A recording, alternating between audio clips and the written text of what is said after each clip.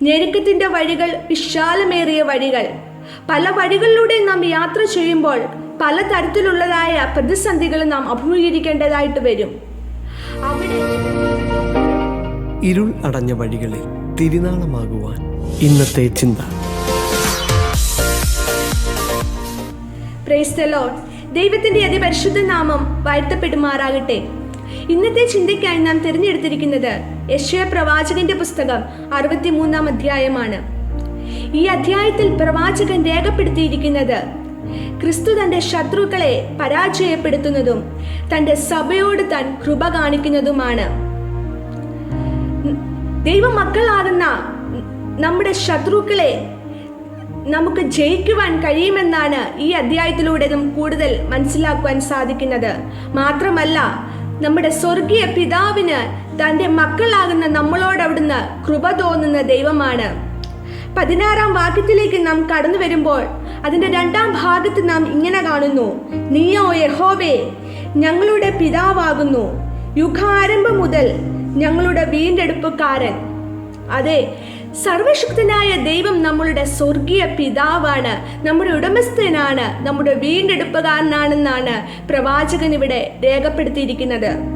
അതുകൊണ്ട് തന്നെ ഈ ലോക ജീവിതത്തിൽ പലതരത്തിലുള്ള വഴിയിലൂടെ പലപ്പോഴും നമ്മൾ കടന്നു പോകേണ്ടതായിട്ട് വരും. ഞെരുക്കത്തിന്റെ വഴികൾ വിശാലമേറിയ വഴികൾ. പല വഴികളിലൂടെ നാം യാത്ര ചെയ്യുമ്പോൾ പല തരത്തിലുള്ളതായ പ്രതിസന്ധികൾ നാം അഭിമുഖീകരിക്കേണ്ടതായിട്ട് വരും. അവിടെ സ്വർഗീയ പിതാവ് നമ്മളോട് കൂടെ ഉണ്ട് എന്ന് ഈ വാക്യത്തിലൂടെ ദൈവം നമുക്ക് ഉറപ്പ് നൽകുന്നു. അതെ, നമ്മുടെ വീണ്ടെടുപ്പുകാരൻ, നമ്മളെ വീണ്ടെടുത്ത കർത്താവ് നമ്മളോട് കൂടെ എപ്പോഴും ഉണ്ട്. അന്ധകാരത്തിൽ നിന്ന്, പാപത്തിന്റെ അടിമത്തത്തിൽ നിന്ന് ദൈവം നമ്മളെ വീണ്ടെടുത്തിരിക്കുന്നത് അവിടുത്തെ നാം ഓരോരുത്തരും അവിടുത്തെ മക്കളായതും കൊണ്ടാണ്. പലപ്പോഴും ലോകപ്രകാരമുള്ള പലതിനും പരിമിതികൾ ഉള്ളപ്പോൾ, പല സഹായങ്ങളും നമുക്ക് ലഭിക്കാതിരിക്കുമ്പോൾ, കൃപ തോന്നാതിരിക്കുമ്പോൾ, സ്വർഗീയ പിതാവിന്റെ മക്കളാകുന്ന നമ്മളോട് ദൈവത്തിന് കൃപ തോന്നും. പരിമിതികൾക്കപ്പുറം പ്രവർത്തിക്കുന്ന ഒരു സ്വർഗീയ കരമുണ്ട് എന്ന് നമുക്കിവിടെ മനസ്സിലാക്കുവാനായിട്ട് സാധിക്കുന്നു. നമ്മുടെ ശത്രുക്കളെ, നമ്മുടെ പരാജയങ്ങളെ വിജയത്തിലേക്കാക്കുന്ന ദൈവമാണ് നമ്മളോട് കൂടെയുള്ളത്.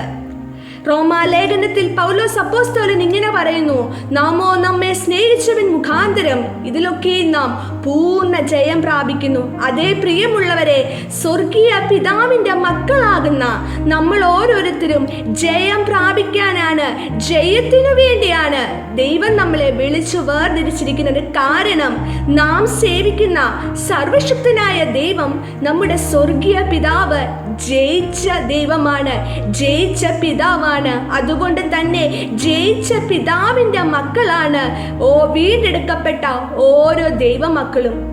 അതുകൊണ്ട് തന്നെ നമ്മുടെ ശത്രുക്കളെ, നമ്മുടെ പരാജയങ്ങളെ ദൈവം നമ്മൾക്ക് ജയമാക്കി തീർക്കും.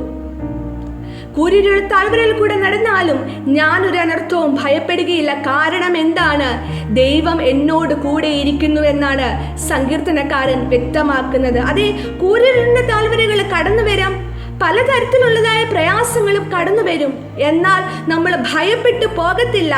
നമ്മൾ ജയാളിയുടെ മക്കളാണ്.